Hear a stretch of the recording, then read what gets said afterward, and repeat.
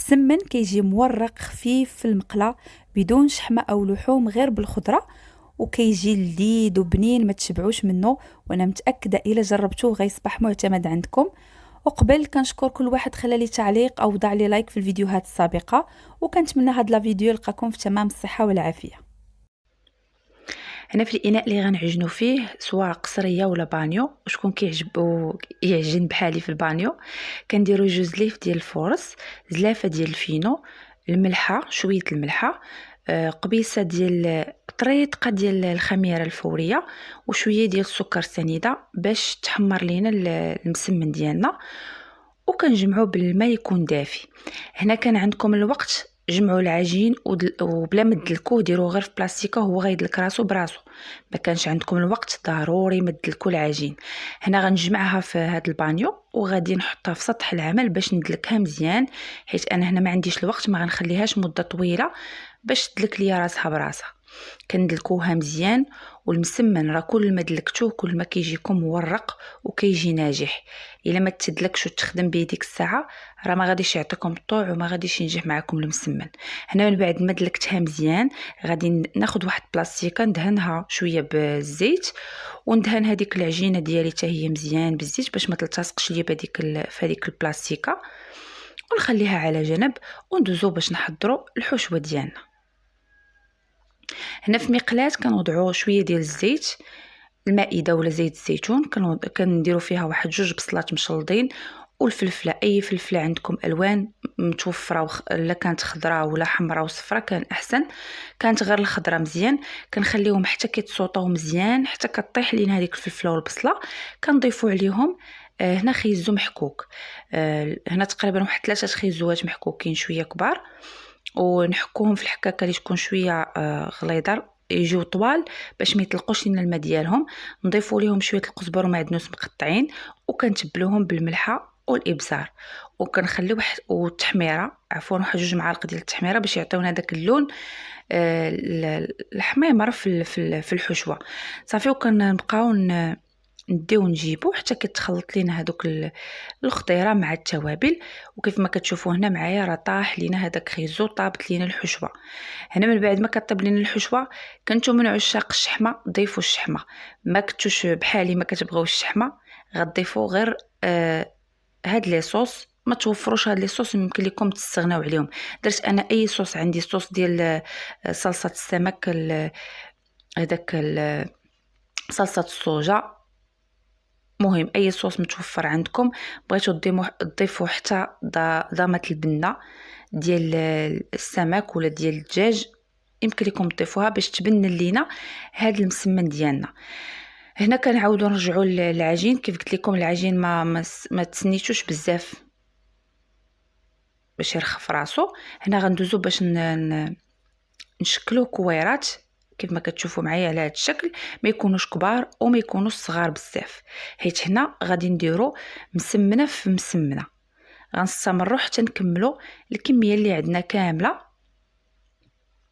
بين ما بردات لينا الحشوه، وغندوزو باش نشكلوا المسمن. هنا كندهنو من الفوق باش ما تشكلش هذيك القشره في العجين، وغادي نغطيو عليه بواحد البلاستيك، وغناخذ واحد شويه ديال الزيت مخلط مع شويه ديال التحميره باش يعطينا داك اللون الاحمر في المسمن ديالنا بحال اللي كيتباع على برا في الزنقه. كيف ما كتشوفوا معايا هنا من الاحسن تخليو العجينه ديالكم ترتاح ملي تشكلوها كويرات باش تعطيكم الطوع ودغيا تسهل عليكم الخدمه. انا هنا بديت بها الخدمه ديك الساعه كيف ما غتشوفوا معايا. صافي كنحاولوا نبسطوها مزيان، كل ما بسطوا العجينه كل ما كيجيكم المسمن ناجح. وهنا الحشوه ضروري ما تخليوها تبرد باش ما تقطعش لكم العجين. كناخذوا تقريبا واحد 2 معالق ديال الحشوه، ما كنكثروش الحشوه بزاف باش ما تقطعش، باش ما تخرجش لينا من العجينه.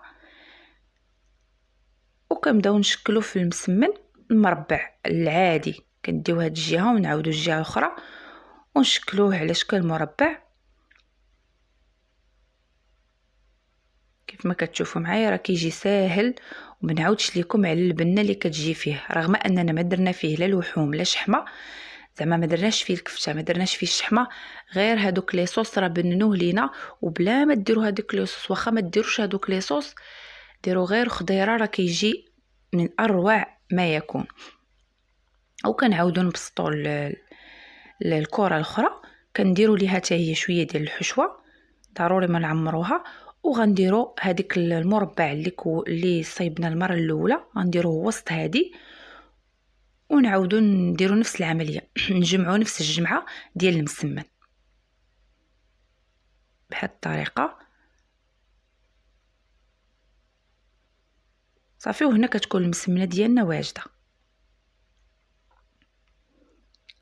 كنستمروا بنفس الطريقه، كنبسطوا الكره الاولى، كنديروا عليها شويه ديال الحشوه، كنعاودوا نبسطوا الثانيه ونديروا فيها كذلك حتى هي الحشوه، ونديروا وحده في وحده صافي. وكنجمعوها وكنبقاو على هذا الشكل حتى كنكملوا الكميه اللي عندنا كامله ديال هذوك الكويرات ديال المسمن.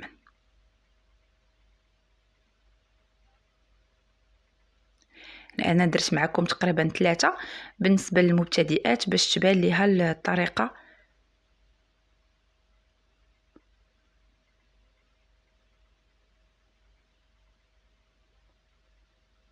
وهنا من بعد ما كملنا الكميه اللي عندنا كامله، راه كتخرج لنا تبارك الله كميه لا باس بها ديال المسمن. كنديروا المقله ديالنا تسخن، وكنبداو نبسطوا في المسمن ديالنا، نرشوا المقله بواحد شويه ديال الزيت ونبداو نطيبوا فيه. ومنين نحطوا المسمنه ديك الساعه نقلبوها ونبقاو نقلبوا في المسمن باش يتنفخ لينا ويجينا من الداخل يجينا محلول. وكنبقاو نقلبوا في المسمنه على الجوانب كاملين حتى كيتحمر لينا المسمن ديالنا وكيجينا فيه داك اللون الذهبي. داكشي علاش كنضيفوا فيه واحد هذيك المعالقه ديال السكر سنيده في الاول باش تعاوننا على التحميره ديال المسمن.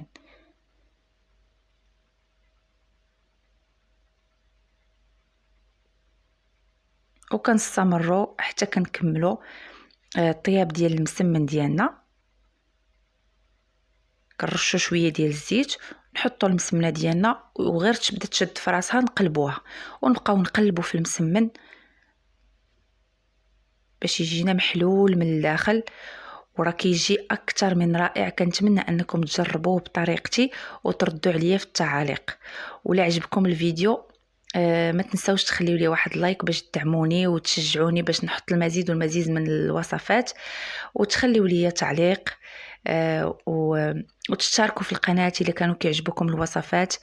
وكنتمنى الفيديو ديال اليوم ينال اعجابكم. وهذا المسمن راه كيجي اكثر من رائع مع واحد البريري تاتاي، كيجي حسن من ديال الزنقه. الناس اللي كيعجبوهم المسمن ديال الزنقه انا متاكده الا جربتوه بهذه الطريقه غيولي معتمد عندكم. والى هنا وصلنا لنهايه الفيديو. ما سخيتش بكم، الى فيديو اخر ووصفه اخرى ان شاء الله.